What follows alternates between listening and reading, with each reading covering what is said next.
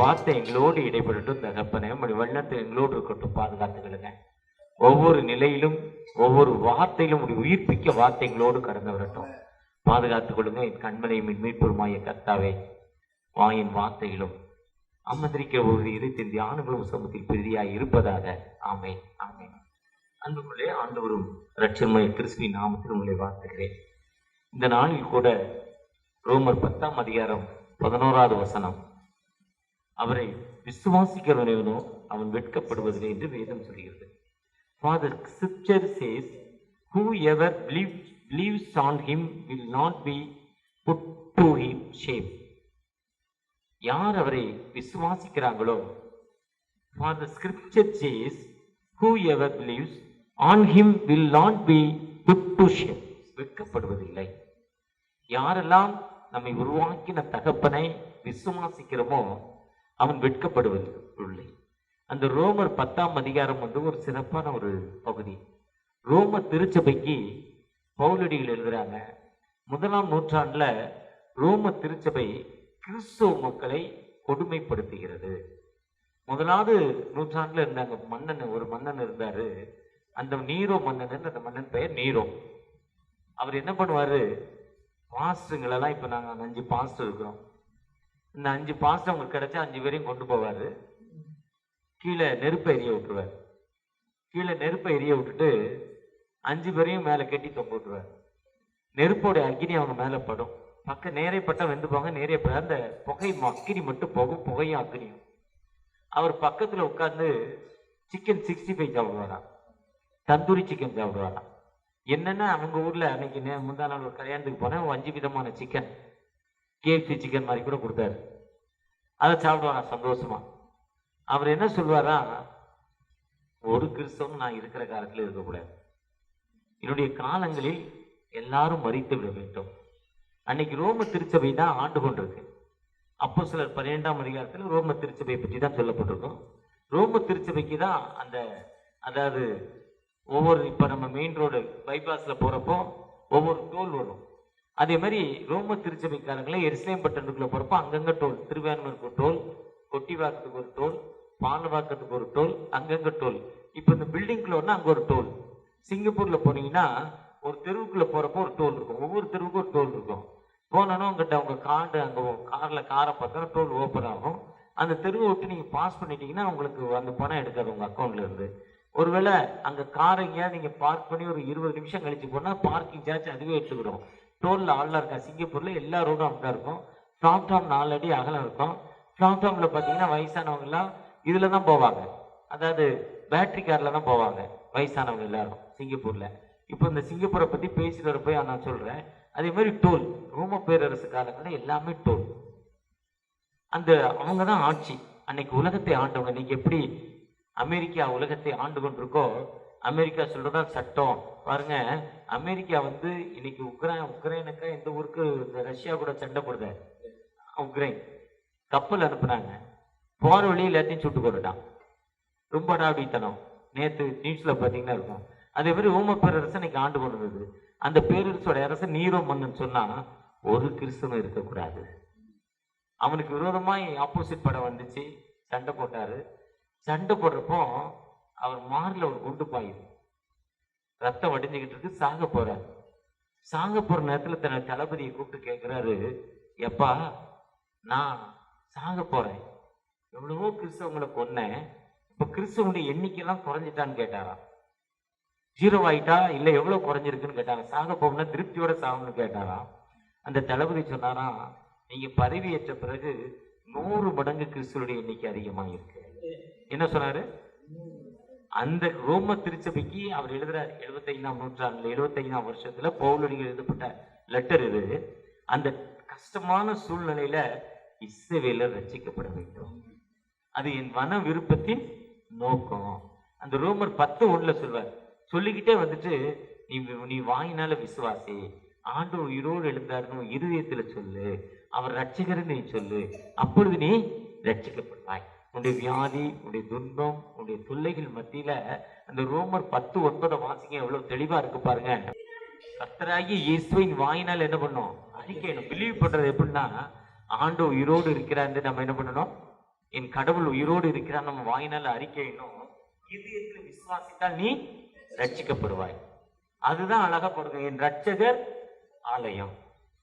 எப்ப நம்ம இதயத்தில் விசுவாசிக்கிறோமோ அவர் என்ன ஆகிறாரு, நம்மை ரட்சிக்கிறார். ரட்சிப்புனா வியாதியிலிருந்து, மரணப்படுக்கையிலிருந்து, கடன் பிரச்சனையிலிருந்து, மன உளைச்சலிலிருந்து, தீங்காத பிரச்சனைகளிலிருந்து, வேலை கிடைக்கணுங்கிறதுல இருந்து, கொடுமையா எனக்கு கணவன் கிடைக்கல, என் கணவன் என்னோடு எப்படிப்பட்ட காரியங்களில் மீட்கப்படுகிறதா ரட்சிப்பு. அவர் உயிரோடு இருக்கிற வாயினால இதயத்துல விசுவாசிக்கணும், வாயினால அறிக்கணும். வேற ஒண்ணுமே வேண்டாம். ஒரு பெரிய பாஸ்டர் மோகன் என்ன உங்க தலையில கை வச்சு ஜோம் பண்ண பென்னிகினோ பில்லிகிராகமோ பாஸ்டர் ஐஜானோ பாஸ்டர் ஐஜானுடைய மருமகன் ஜேம்ஸ் ஐயாவோ தலையில கை வச்சு ஜோம் பண்ண அவசியம் இல்லை. இப்ப அவங்க எல்லாம் தலையில கை வச்சா பேய் ஓடும். பாஸ்டர் ஐஜானை பார்த்தாலே பேய் தன்னாலே உருளும். அவர் தலையில கை வச்சாலே தன்னாலே உருளும். ஆனால்தான் 2000 பேர் வடசனையில பெரிய புரட்சி. தேவ ஆட்டுக்குட்டி திருச்சபை. ஒருவேளை அவங்க சர்ச்சு இதுல பாதி தான் இருக்கும், 60 பேர் தான் உட்காரலாம். அப்ப எவ்வளவு சைஸ் பாருங்க. 60 பேர் உட்கார்ந்து ஒருத்தருக்கு மேலதான் ஒருத்தர் இருப்பாங்க. 40 பேர் ஃப்ரீயா இருக்கலாம். அந்த அளவுக்கு பவர் அவங்ககிட்ட இருக்கு. 2 பேர்ட்டையும் அவற்றையும் மாமாட்டையும். ஆனா அவங்க எல்லாம் உங்க தலையில கை வைக்க வேண்டாம். நான் என்ன பண்ணா போதும், ஆண்டவரை விசுவாசித்தா போதும். ஏன்னா அது அடுத்து 10வது வசனம் சொல்லுதுங்க. ரோமர் 10:10 வாசிமா. நீதி உண்டாக இருதயத்திலே விசுவாசிக்கப்படணும், வாயினாலே அறிக்கப்படணும். நீதியா இருக்கணும்னா இதயத்துல விசுவாசிக்கணும், பிலீவ் பண்ணணும். ஹார்ட்ல பிலீவ் பண்ணிட்டு வாயினால தோத்திரம் ஆண்டவரேன்னு சொன்னாலே ரட்சிப்பு உண்டாகும். அடுத்த வசனம் சொல்றாரு, அவரை விசுவாசிக்கிறவன் வேணும். என்ன சொல்றாரு? யோவான் 3:16 சொல்றாரு, அவனை விசுவாசிக்கிறவன கெட்டு போகாமல் நித்திய ஜீவனை அடையும்படி அவரை தந்தருள் இவ்வளவாய் உலகத்தில் அன்பு கூர்ந்தார். ஆனா நான் அதுதான் இந்த வசனத்தை வண்டியில தான் நான் மெசேஜே எழுதினேன். ஏன்னா யாருமே கூப்பிடுறப்போ நோட்டீஸ் போடுவாங்க. எனக்குன்னு ஒரு நோட்டீஸ் ஒரு 50 ரூபா கொடுத்தா டிடிபியில கம்ப்யூட்டர்ல போட்டு எனக்கு அனுப்பிடுவாங்க. வெறும் 50 ரூபா தான் டிடிபி போட்டு அனுப்பிடுவாங்க. உடனே சொன்னா அந்த ஏஞ்சல்ல சொன்னா உடனே என் படம் 100 படம் இருக்கும், என் படத்தை ஏதோ ஒன்று போட்டு உடனே அவர் போட்டுருவார். அந்த வசனத்திலேயே நான் பேசி பழகிட்டேன். அதுதான் எனக்கு தாட்டு. கடவுள் என்னோடு பேசி நான் சொல்லுறோம், அதான் தாட்டு. அதுதான் பாஸ்டர் வசனம் ஏதாவது போட்டிருக்கீங்களா, நோட்டீஸ் ஏதாவது போட்டிருக்கீங்களா? ஆனா நான் இங்க வரணும்னு ஜோம் பண்ணிக்கிட்டே இருந்தேன். இங்க வரணும், பால் இட்லி ஐயா சர்ச்சுக்கு வரணும், கண்டிப்பா போகணுங்க ஜோம் பண்ணிக்கிட்டே இருந்தேன். ஆனா நேத்து மத்தியானத்துக்கு அப்புறம் கேன்சல் பண்ணிட்டேன். ஆனா இங்க என்ன சொல்லுது, நம்ம அவரை விசுவாசித்தா வெட்கப்படுவதில்லை, நோ ஷேம். அவர் சொல்றாரு, நம்முடைய பேரான ஒரே குமாரனை விசுவாசிக்கிறவனும் அவன் கெட்டு போகாமல் நித்திய ஜீவனிடம் பிடிக்கி அவர் தந்தொழி இவ்வளவா அன்பு கொண்டான்னு சொல்றாரு. விசுவாசித்தாலே இவ்வளவு அன்பு. ஆனா இதுல சொல்றாரு வெட்கமே படுறதில்லை.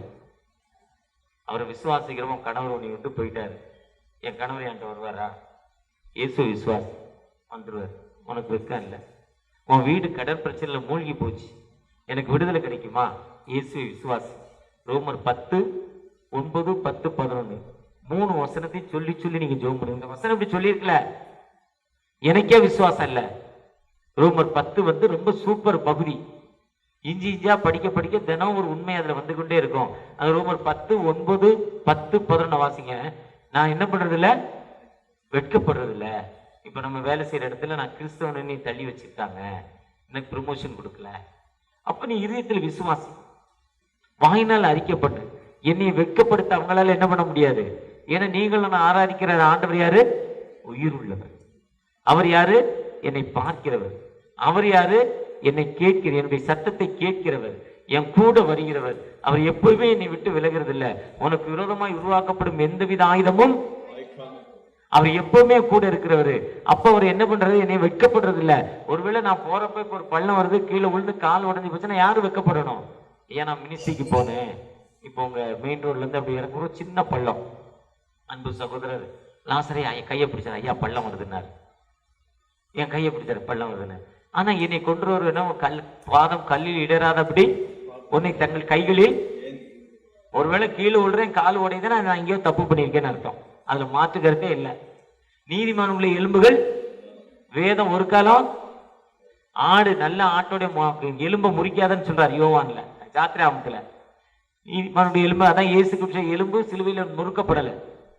அப்ப என் எலும்பு உடையுதுன்னா ஒரு தப்பு பண்ணியிருக்கேன். அந்த தப்பு நிமித்தம் எலும்பு உடையுது. இதுல மாற்று கருத்து ஒண்ணுமில்லை. அப்ப நான் என்ன பண்றதில்ல? வெட்கப்படுவதில்லை. நான் வெட்கப்படுவதில்லை.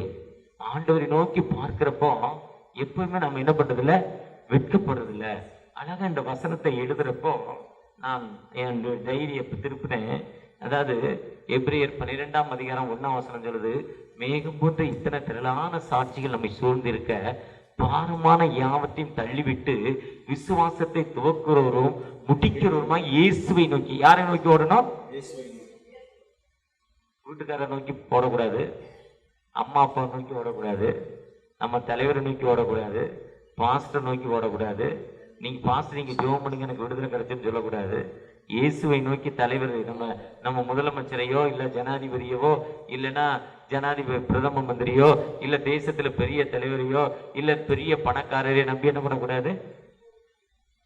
மேகம் போன்ற இத்தனை திரளான சாட்சிகள். மேகம்னா கணக்கு வழக்கே இல்லை. எப்படி சாட்சினா எபிரேயர் 11ஆம் அதிகாரத்தை வாசிக்கணும். எபிரேயர் 11ஆம் அதிகாரம் 1ஆம் வசனத்துல இருந்து கடைசி வசனம் வரையும் வாசிட்டு இந்த எபிரேயர் 12:1 வாசிக்கிறப்ப மட்டும்தான் புரியும். அது கையை வச்சுக்கிட்டு கர்த்தாவே இந்த வசனத்துள்ள ரகசியங்களை எனக்கு சொல்லித்தாங்க, நீங்க கர்த்தாவே சொல்லும் மடியே சொல்லி சொல்லி வாசிக்கணும். அதுல சொல்லுவார், வந்தாங்க, செங்கட்டில் இருந்துச்சு, மக்கள் திரும்பி பார்த்தாங்க, சுடுகாடா இல்லைன்னு எங்களை கூப்பிட்டு வந்தாங்க. மோசே ஆண்டவரை நோக்கி பார்த்தாரு, கம்பெடுத்து அடினாரு, கம்பெடுத்து தொட்டாரு, செங்கடல் பிரிஞ்சுது, எதிரிகள் செத்து போனா.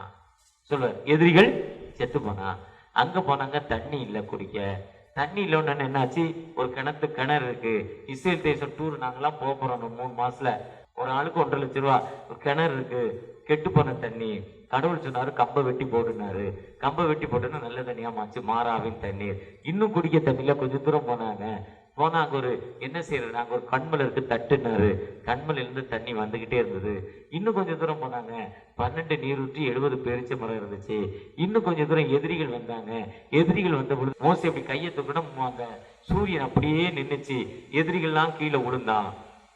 இதெல்லாம் சொல்லிக்கிட்டே வருவாங்க என்னென்ன நடந்தது. அதுதான் மேகம் வந்து இவ்வளவு அற்புதம் செய்த ஆண்டவர் எனக்கேங்க செய்ய முடியாது. அதுதான் ஃபெய்த். அதுதான் அந்த சொல்லிட்டு சொல்றாங்க, ஒரு மாரத்தான் ஓட்டங்கிறது 43.8 கிலோமீட்டர் மாரத்தான் ஓட்டம். நீங்க டிவியில பார்த்துருக்கீங்க. 2 மணி நேரம் 45 நிமிஷம் அது ஓடுற நேரம், ஒரு சரியான ஸ்பீடு. அது ஓடுறப்போ 1991 ஆகஸ்ட்ல நடந்த சம்பவம் குயின்ஸ் வேர்ல்டு இந்த பத்திரத்துல நடக்குது. இன்னொரு ஒரு அம்மா ஓடுறாங்க. ஓடுறப்போ ஓடிக்கிட்டே வருது.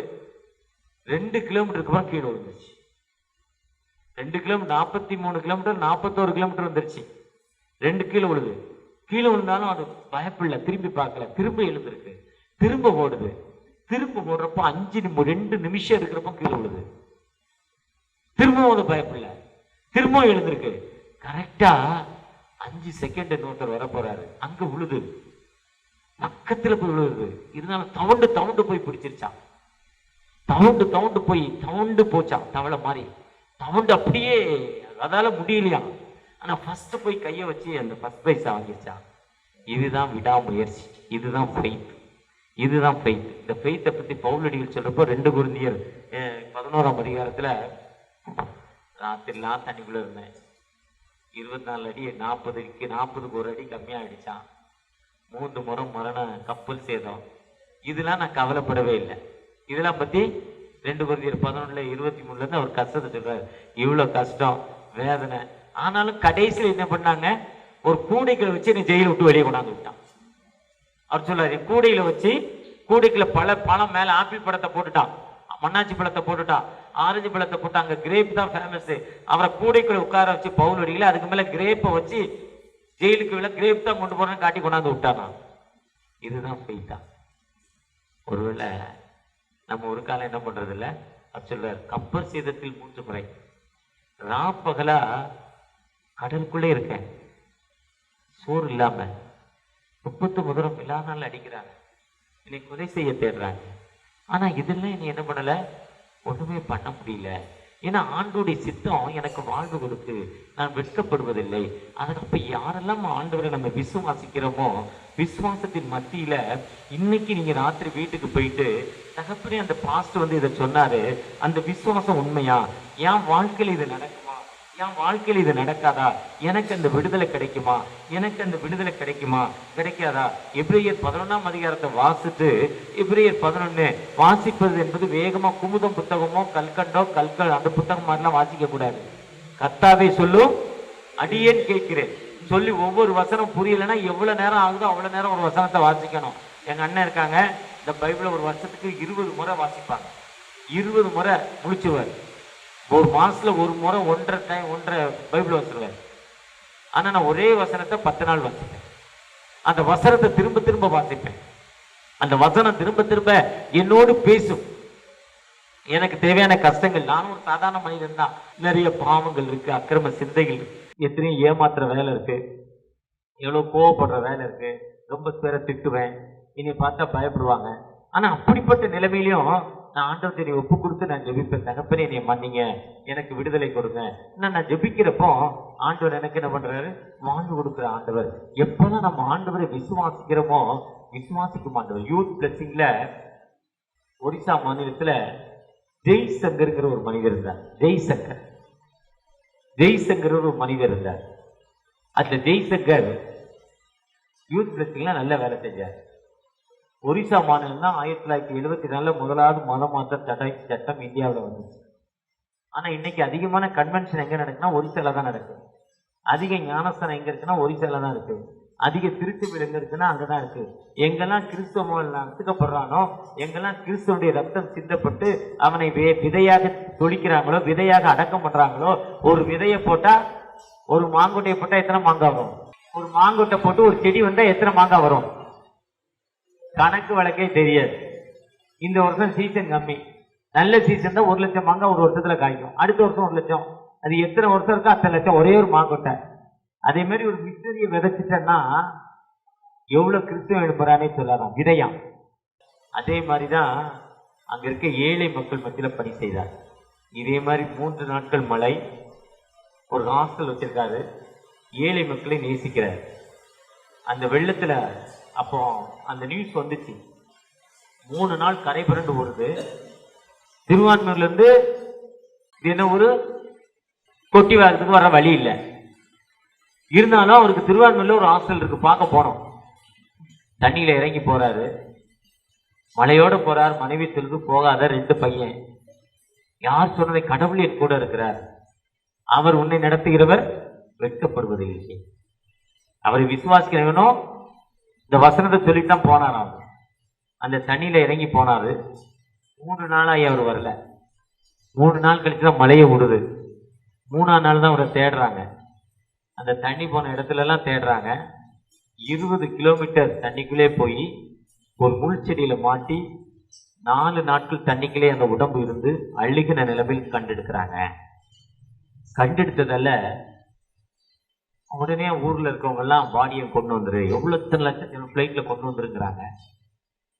அவங்க மிஷன் பல ஆயிரக்கணக்கான ரூபாய் செலவு பண்ணி அவர் பாடியை அங்க கொண்டு வர, லேக்ஸ் கணக்கா செலவு பண்ணி பாடியை திருநெல்வேலி கொண்டு வர ஏற்பாடு பண்ணிட்டாங்க.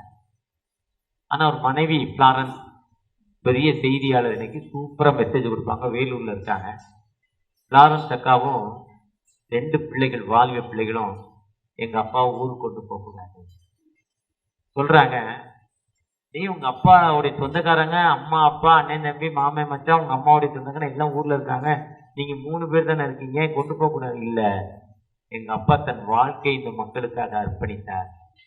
அர்ப்பணித்ததால அவருடைய உடம்புக்கெல்லாம் அடக்கம் பண்ணணும். அந்த அம்மாவும் 2 பிள்ளைகளும் சரியா நினைட்டாங்களா. அந்த அம்மா சொல்றாங்க, ஒரு கண்ணீர் கூட வடிக்கலையா. கணவர் இறந்துட்டாருன்னு என்ன பண்ணல, கண்ணீர் சிந்தவே இல்லை, தன் வாழ்க்கையை அர்ப்பணிச்சிட்டாங்களாம். அதனால இன்னைக்கு அவங்க ஒரு இடத்துல மெசேஜ் கொடுத்தா 2000 பேர் வந்தா 10-20 பேராவது ரட்சிக்கப்படுவாங்க. அந்த ஆண்டோடைய பவர்.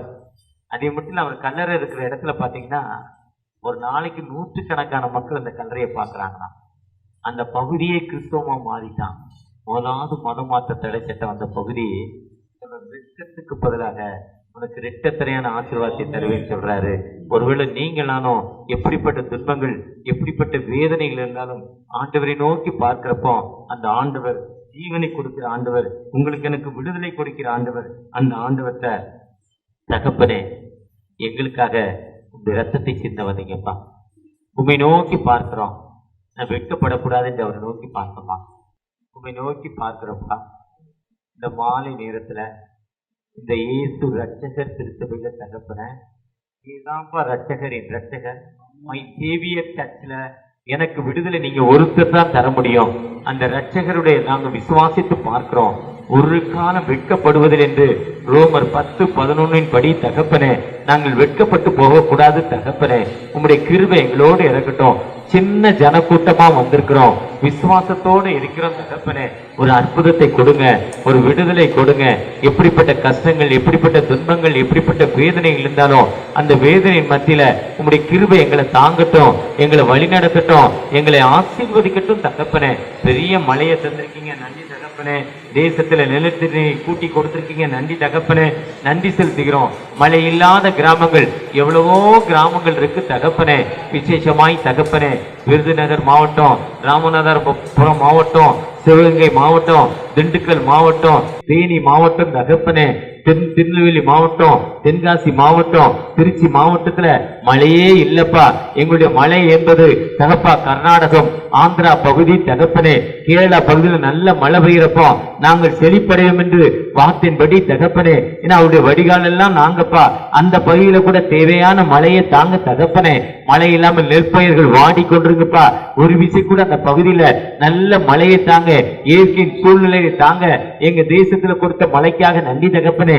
மழை இல்லாம எவ்வளவு மக்கள் வேதனையில, இதோ இப்படி திருச்சபையில கூட மழை இல்லாம தண்ணீர் வடிவதை பார்த்து கொண்டிருக்கீங்க. ஒரு விசை கூட மனமிருங்கப்பா, அந்த மூட்டையை அடைச்சு தாங்கப்பா. உங்களுடைய கிருபை எங்களோடு இருக்கட்டும், உங்களுடைய இறக்கம் எங்களோடு இருக்கட்டும் தகப்பனே. ஆசீர்வதிங்கப்பா, வழி நடத்துங்க தகப்பனே. ஒவ்வொருவரும் உங்களுடைய பிரசனை இருக்கட்டும், பாதுகாக்கிற கரம் இருக்கட்டும். மீட்பர் இயேசு மூலம் ஜெபம் கேளும் அன்பின் தகப்பனே.